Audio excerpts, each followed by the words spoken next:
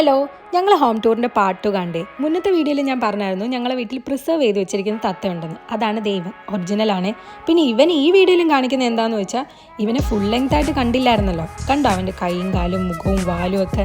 പിന്നെ ഇതുപോലത്തെ കുറേ ലൈറ്റ്സും പിന്നെ കുറേ ഇങ്ങനെ പൊട്ടുന്നതായിട്ടുള്ള താറാവ്, കോഴി, പിന്നെ കോഴിക്കുട്ടികൾ, അണ്ണാൻ, അതൊക്കെ കുറേ. പിന്നെ അവിടുന്ന് ബാക്കിലോട്ട് ഇറങ്ങുമ്പോൾ കുറേ ഡാഫഡിൽസ് പിടിച്ചേക്കുന്നത് നിങ്ങൾക്ക് കാണാം. പിന്നെ ലൂട്ടൺ എയർപോർട്ടിൻ്റെ അടുത്താണ് ഞങ്ങളുടെ വീട്. അതുകൊണ്ട് തന്നെ ഞങ്ങൾക്ക് ടേക്ക് ഓഫും ലാൻഡിങ്ങും ഒക്കെ അടിപൊളിയായിട്ട് കാണാം. ഇത് ഇപ്പം കണ്ടുപോലെ.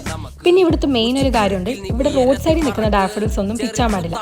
നമുക്ക് മലയാളിക്ക് ഒരു തൊര വരും പോകണ്ട.